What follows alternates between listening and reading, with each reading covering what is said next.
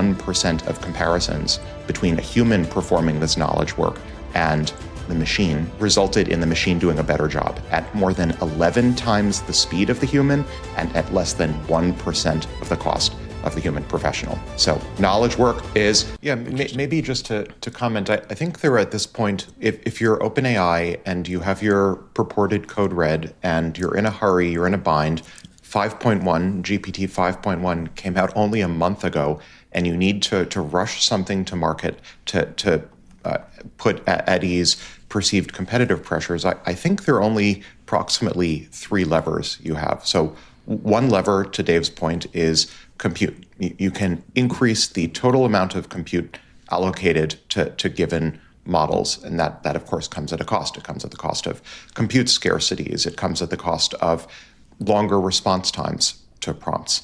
Second lever that you have is safety. So you can turn down the safety. You can make models more sycophantic, and that's a way to improve. Right. So call it the safety knob is the second knob that you can turn if you're in a pinch. The third knob that you can turn is the post-training knob, which can be done on relatively short notice. So you can pick particular benchmarks that you want to really post-train your models to do really well on. And I suspect all 3 of these, more compute, maybe not some turns of the safety knob, and then post-training on select benchmarks is exactly what we're seeing in this cycle now that we have a real horse race. It's starting to eat the operating system. I mean, when you start to get order of magnitude 1 billion downloads, at some point you have to ask the question, is this AI user interface basically cannibalizing the entire OS itself? At what point, sometime soon, is every pixel that shows up on a mobile device being AI generated? I think we're not too far from that. So-called core subscription, and that certainly is OpenAI's stated strategy to become the default core subscription, quote unquote, for consumers. Anthropic's strategy apparently is to focus on enterprise APIs and code gen, XAI focusing on brute force scaling and maybe benchmarking, and Google focusing maybe in a more balanced way on total stack domination, balanced pre-training, post-training. So I think in a real horse race, which is what we're finding ourselves in among the top 4 frontier labs, we're starting to see differentiated strategies coming to market. Okay, sure. So maybe some high-level comments, and then we can do a detailed play-by-play. So high-level comments. 1, keep in mind what I said a couple of minutes ago. There really, if you're OpenAI and you need to rush an impressive model release to market, there are probably only 3 knobs you have. 1, you can turn up the compute. 2, you can play safety games. And 3, you can do post-training on particular evals, particular benchmarks. So that story, maybe not the safety story, but the other 2 knobs, I suspect is what we're seeing here. So walking through this chart benchmark by benchmark, we have SWE-Bench Pro, which is software engineering benchmark. We see a modest improvement between 5.2 and 5.1, perhaps attributable to mostly compute and a little bit of more post-training and or distillation. We have Google Proof Question answering Diamond, modest increase from 88.1% with GPT 5.1 to 92.4. Again, so far pretty modest. We have a larger increase. This is scientific reasoning, not a benchmark that I pay super close attention to. Then we get to frontier math. Frontier math tiers 1 through 3, which are easier math problems. And then one of my favorite benchmarks of all time, Frontier Math Tier 4, which is research grade problems in math that are supposed to take professional mathematicians several weeks to accomplish. I often point to Frontier Math Tier 4 and progress on Frontier Math Tier 4 as indicative that drink math is being solved. So focusing on Frontier Math Tier 4, we see Gemini 3 Pro getting approximately 19%. And GPT 5.2 thinking getting 14.6%, and GPT 5.1 thinking getting 12.5%. So this is actually a win. In my mind, this is a win for Google and a loss for OpenAI. That OpenAI has had a month to attempt to superscale, to beat Google in this horse race at hard open, or rather hard closed math challenges, but professional mathematician grade nonetheless. Couldn't beat Gemini 3 Pro. And it's not as if these problems have been a state secret. In fact, OpenAI actually sponsored Epic's creation of the frontier math benchmark. So OpenAI has had, in some sense, privileged access to all of frontier math, still couldn't beat Gemini. So I think that's pretty instructive.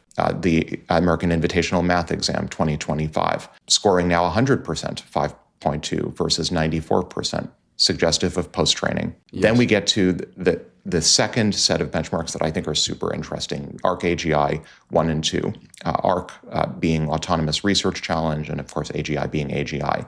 So for those who don't pay super close attention to the ARC-AGI is sort of a visual reasoning challenge, testing whether problems that humans find relatively easy, sort of a visual problem solving / program synthesis challenge, but machines historically have found exceptionally difficult as sort of an arbitrage between human minds and machine minds. We see here some big differences. So for ARC-AGI 1, the first version of the prize, we see that's just saturating at this point. 72.8% with GPT 5.1, 86.2% with GPT 5.2. ARC-AGI 1 is cooked at this point, is nearing the point of saturation. So huge change from 17.6% with GPT 5.1 to plus 50%, 52.9% with GPT 5.2 thinking. So in my mind, this smacks of post-training. Sure. So let's reason by analogy to the way humans in sort of a conventional Western upbringing learn. So you have the sort of the baby, the infant-like learning that's approximately pre-training. So the P in GPT stands for pre-trained. Pre-training is unsupervised training. You're feeding a model just information about the world and giving it the goal of predicting what comes next. There's not much of a supervision angle to it, and not unlike a human newborn where it's just taking in information via lots of sensory feeds and trying to make sense with very little guidance. Then there's mid-training and post-training. So think of these phases of training as being not unlike attending primary school, secondary school, where you receive explicit supervision, you're receiving grading, you're being given particular assignments, and there are many ways that you could be graded. You could be graded very granularly, like a thumbs up, thumbs down, grade A, B, C, D, F. And there are other ways that you can grade. For example, you can be given more of an open-ended assignment and graded on how well the ultimate final product of that open assignment is. So this sort of mid-training, post-training, which really became popular with the O-class series of reasoning models from OpenAI, and everyone has since adopted reasoning models and post-training, not just to make humans happy, which is another form of post-training, like pleasing your teacher, but also showing that you can, via reinforcement learning, via other mechanisms, solve hard problems and reason about hard problems. This is where post-training shines. This is where almost all of the alpha, if you will, in increasing model capabilities over the past year or so has come from, not from pre-training. So getting back to the benchmarks, ARC-AGI 1, ARC-AGI 2, these are benchmarks. The R in ARC-AGI is reasoning. These are benchmarks designed to test the reasoning capabilities of models. And we see a huge jump. We see frontier-level performance, state-of-the-art performance by GPT 5.2 with ARC-AGI 2. Reasoning is well on its way to having been solved at this point. And I think we'll cover this probably in the next slide, but the costs are collapsing as well. Maybe talk about that in a minute. Just to wrap up then, for purposes of narrating this chart, the final benchmark here, which is perhaps the most interesting of all, is GDP-val. So GDP-val, gross domestic product eval, was created by OpenAI with the idea of having an eval that measures AI ability to automate knowledge work in the general human service economy. So we're seeing a jump from GPT 5.1 at 38.8%.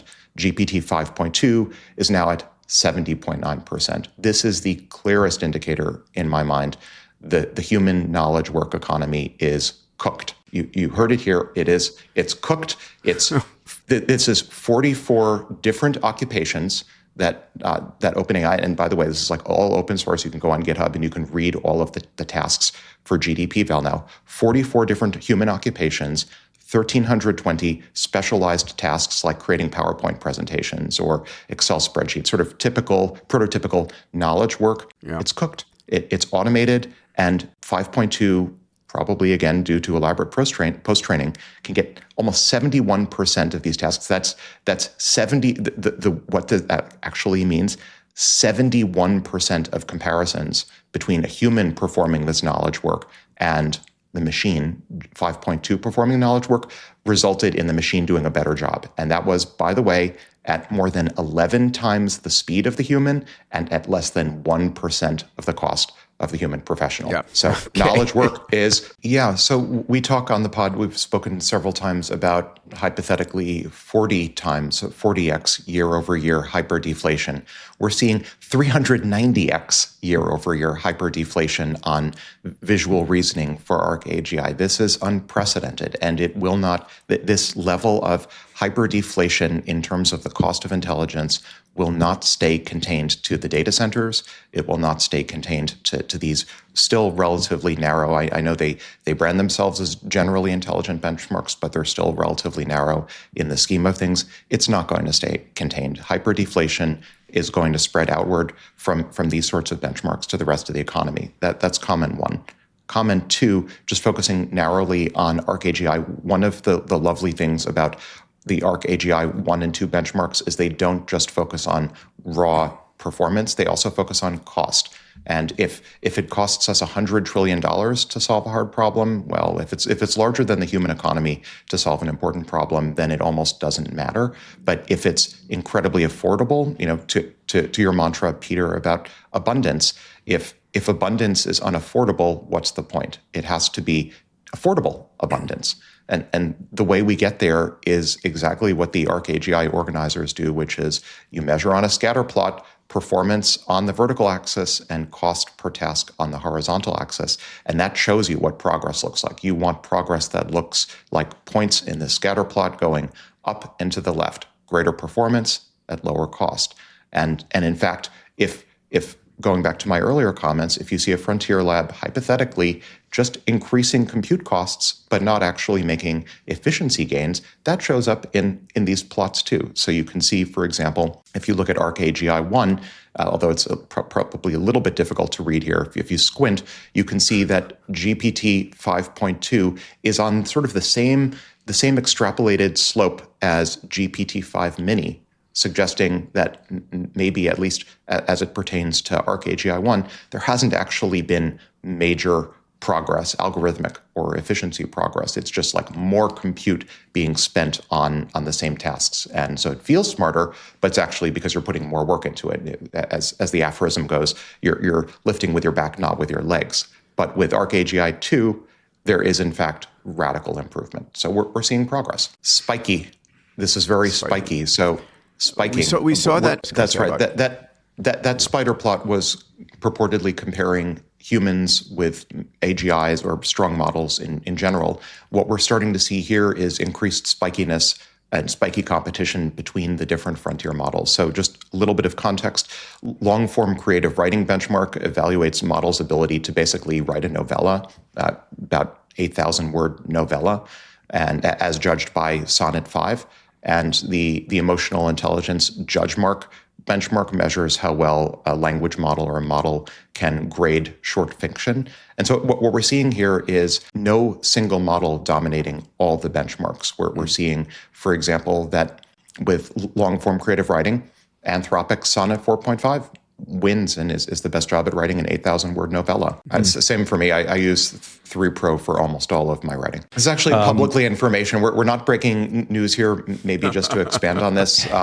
So two comments. One comment is there have been very well-publicized outside of the pod studies that found, for example, prompting certain open weight models with certain politically sensitive for certain countries topics results in those models emitting more vulnerable code, for example. That's something to be wary of. So I would say, like, more broadly for creative writing, et cetera, none of these models is so strong that I can ask them to just do a good job doing all writing. What I find inevitably is I end up like having to do 80% of the work, and models function as more of like a junior editor, as it were, and I end up still doing like the majority of work writing. Similarly, to Dave's point with code gen, I would certainly not trust code gen models to not insert vulnerable code. It's so doubly funny so if they're yeah, this is the real challenge. If you have basically intelligence being dumped into the world, then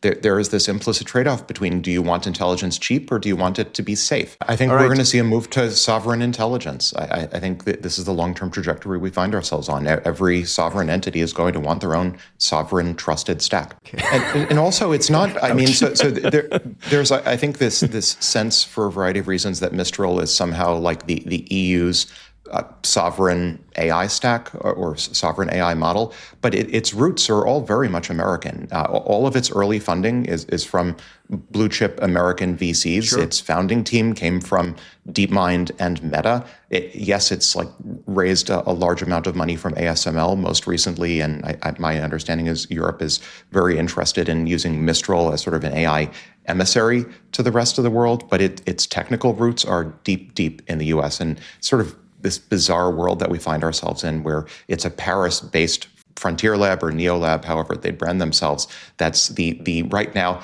the only and main counterweight to Chinese open weight models. It's tricky. It's tricky because like you have to ask, what are the primary limiting factors to increasing capabilities? And it's compute more than talent. There's lots of talent in the world, but compute is still pretty scarce. So the community has lots of talent, but in my mind, they don't have compute. They're compute starved. This isn't like Linux where you can sort of say lots of eyeballs make all bugs shallow. In this case, the way you make the bug shallow is by investing trillions in CapEx. I think it's probably, I mean, if I had to spitball this one, I think it's going to take some sort of regulation to move the dial on this. Right now, if you hang out with all the Silicon Valley firms that are using open weight models, they're just all using Alibaba's Qwen at this point. And Mistral and Devstral, that's great. But it's probably in the mind of a typical Silicon Valley firm that needs to host their own models.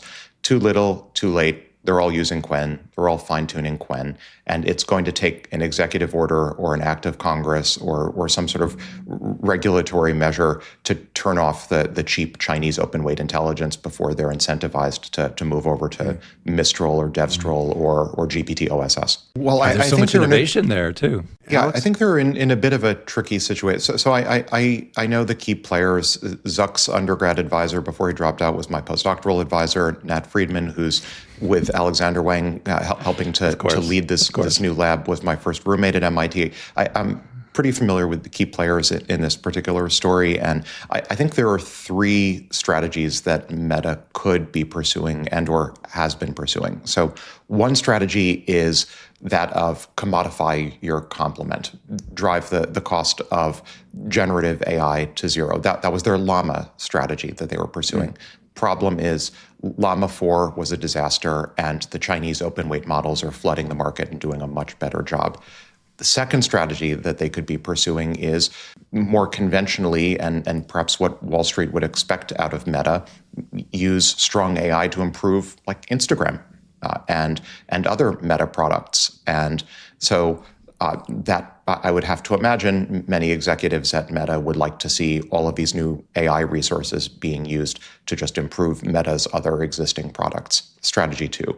Strategy 3 is compete directly with the frontier labs with closed source API-based models to be the first to superintelligence. So I think what Meta has to struggle with, it's almost, hopefully not like a civil war internally, but what they have to decide is which of those three strategies do they really want to pursue? And my guess is there are constituencies with different interests within Meta that want to pursue each one of those three. But it is, I think, also ironic, like Sam Altman has said publicly that he'd much rather have 1 billion users with not frontier model than vice versa. And yet what we see from Meta is the exact opposite strategy. Meta already has their billion plus users, but they would much rather have a frontier model at this point than no one's ever happy. That's right. Grass is always greener at the other frontier lab. This is what comes after superintelligence. What comes after superintelligence is solving math, drink, science, engineering, and medicine. And yes, math is being solved. We've spoken about that perhaps ad nauseum at this point on the pod. We haven't spoken as much about AI solving all of material science. And there are like a dozen companies. It's not just Google. It's not just Lila. It's not just Periodic. There are a dozen companies that are all laser focused on solving material science. And that's going to give us so many upsides. It's also, when we talk about recursive self-improvement, having better semiconductors, having better superconductors for material fusion science to power, is at the foundation. And the innermost loop accelerates again. And reportedly like 40 different contracts for movies and other development projects. This is, I would say, like, this is consistent with my modal hypothesis that over the next 10 years, we're going to live out the plot of every sci-fi movie ever made. In this case, this is actually, I don't know if you saw the movie Simone. This was the plot of the sci-fi movie Simone, where an AI actress develops a life of her own, takes over. It has Al Pacino in it. It's a fun movie. But we're going to see AI actors and actresses take over potentially, or at least we'll discover how soon humans crave authenticity in their entertainment. That's done. It's squishy also. There have been, by my count, at least 2 Nobel Prizes. There was Demis with AlphaFold in chemistry, and then there was also Jeff et al. With restricted Boltzmann machines for physics. The squishy thing here is you can always do a secret cyborg, as some would say, and wrap AI talent inside a human meat body, and the human claims the credit for it. So it's unclear, again, like how much humans crave authenticity. Does this become a separate category in the Oscars, like animation? Is this sort of an increment on top of animation that's real life animation, or is this an actual labor substitute? I don't know yet. Well, I think a lot of that thinking, and $1 billion investment and licensing. I think there's going to be a certain fungibility between classic IP assets and generative everything. And so for maybe in the short to medium term, it's a 3-year reportedly licensing agreement that OpenAI and Disney struck. Maybe in the short term, the short-term remedy is existing actors can license their visage out as an asset to customers who want to do sort of fan picks.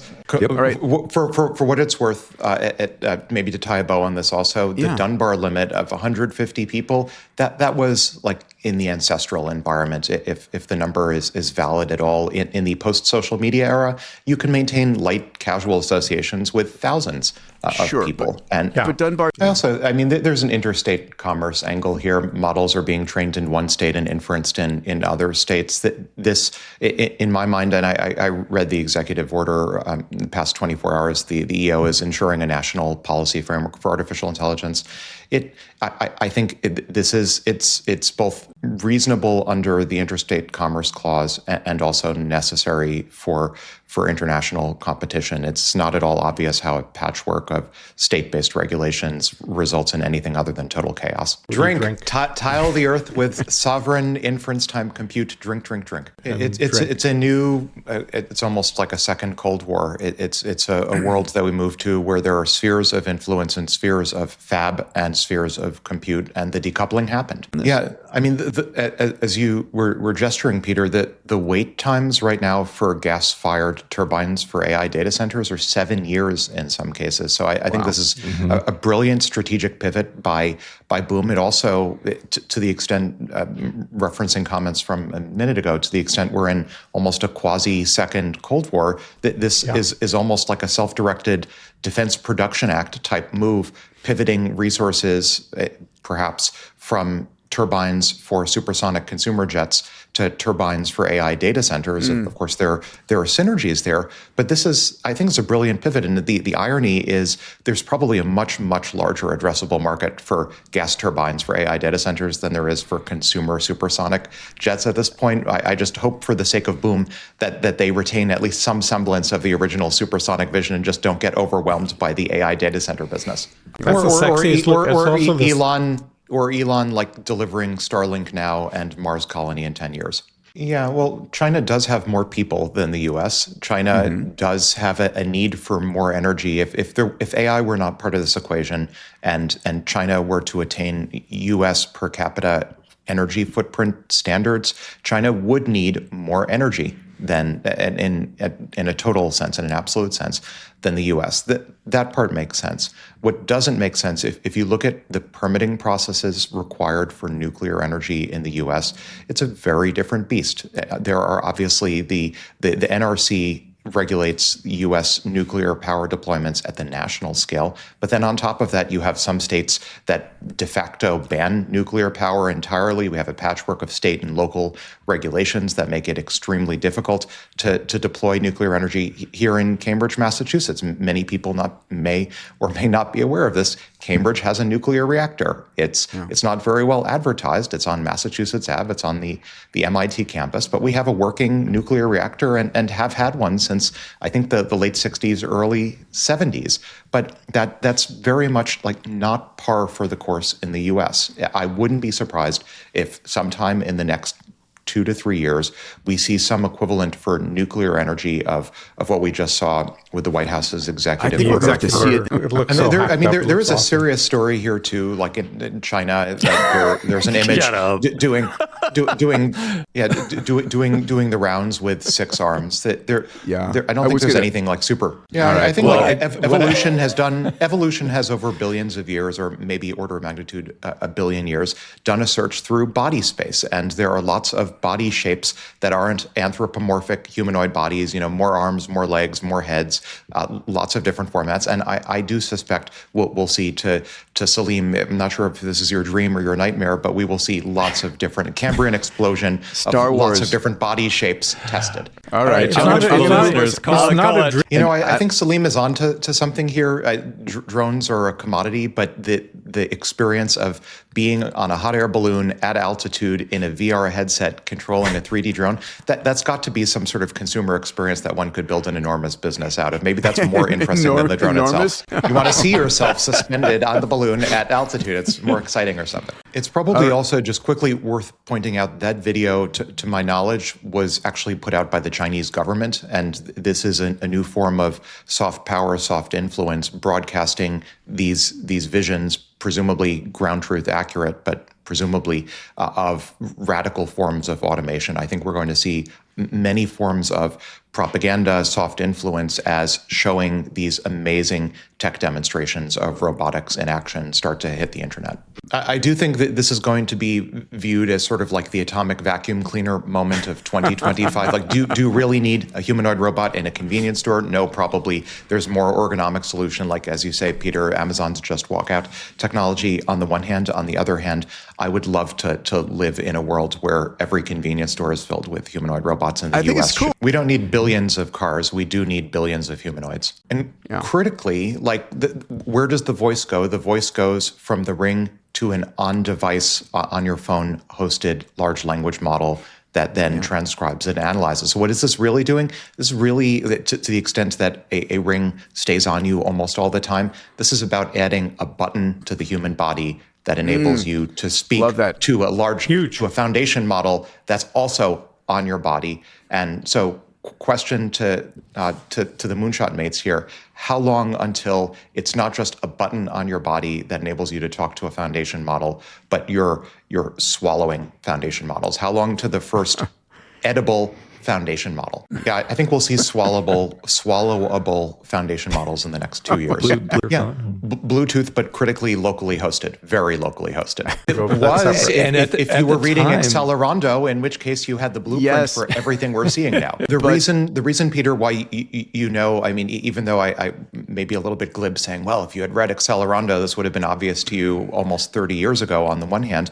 The reason you know that this is a sudden phase change in the way the industry works is Google's plans, this is public information, that Google planned to launch these, so it's TPUs, first of all. Google's launching TPU-based data centers, obviously, are on Planet satellites, Planet Labs. It's not Google's own satellites, it's Planet Labs. So if Google's hitching a ride via SpaceX on Planet satellites, This is all of a sudden. I'll say that. Second point, sun synchronous orbit is about to become very, very crowded. Sun synchronous orbit is a low Earth orbit that satellites that want to always have sun exposure, never pass behind the Earth, never be in the shadow, always have solar power for their panels. It's going to be very crowded in 2 years. Peter, you're making the case for the Dyson swarm. Again, the Dyson swarm, so we move out of Geo, we move out of Leo, and Sundar himself in this clip was saying, we want to get closer to the sun. So we're sleepwalking straight into the Dyson swarm. And radiate in the direction of the cosmic microwave background. Yeah.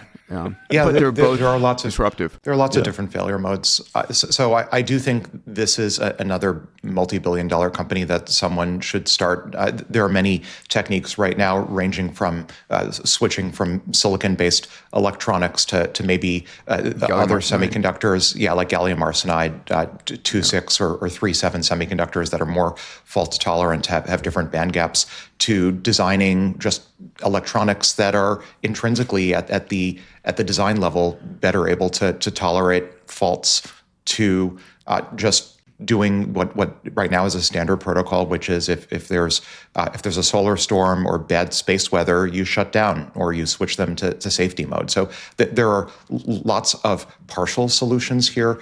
To my knowledge, there isn't like the definitive industry standard solution of what happens if you're in the middle of a training run. But how do we solve that in general? Like if there's bad weather or a blackout on Earth, you have diversification. So if anything, again, like let's put space-based AI data centers throughout the solar system. So if there's bad space weather in one part, there isn't in another. I'll take question number 4 for $10 trillion. Is pure scaling enough, or what comes after? So I think the answer, I think it's a trick question. I think pure scaling probably is, by pure scaling, I'll construe the question to mean we freeze all algorithms. No new algorithms are allowed to be developed in AI, but we're allowed to shovel more and more compute, especially inference time compute, into the existing algorithms. I do strongly suspect that if we froze all the algorithms we have today, no new architectures, but we get lots more compute coming online, the existing architectures combined with scaled compute will be enough to give us AI smart enough to tell us what a perfect algorithm would be, to the point where we get our highly coveted AI researcher, recursive self-improvement, the final algorithm, and we can just ask our scaled algorithms what comes after. So in summary, my answer to question number 4 is yes, I think probably pure scaling is sufficient. Is it all that we need? No, of course, in the real world, algorithmic development is continuing, and we're going to get both. But could we live with pure scaling at this point? My guess is probably yes. Gosh, order of magnitude 20 important stories per day. I'm also at this point, like, I spend so much time just reading primary sources, archive papers, etc., living in the zeitgeist of the moment, because after all, singularity comes around only approximately one time per planet. So it's a special time. I do also at this point, probably should say I'm also turning all of these stories, in addition, obviously, to research for this show, into quasi-daily newsletter, just trying to help. Follow me on X, follow me on LinkedIn. It's a genre I'm trying to popularize. I'm calling it sci-non-fi. It's written in the style inspired by Charlie Strauss, Accelerando, others, written in the style of science fiction, except it's all grounded in what's actually happening. It's the most fun thing we do. Come on. We love this super stuff. fun. It is super fun. What no one ever warned you of, Salim, is like the singularity of covering the singularity. It's a singularity of time suck.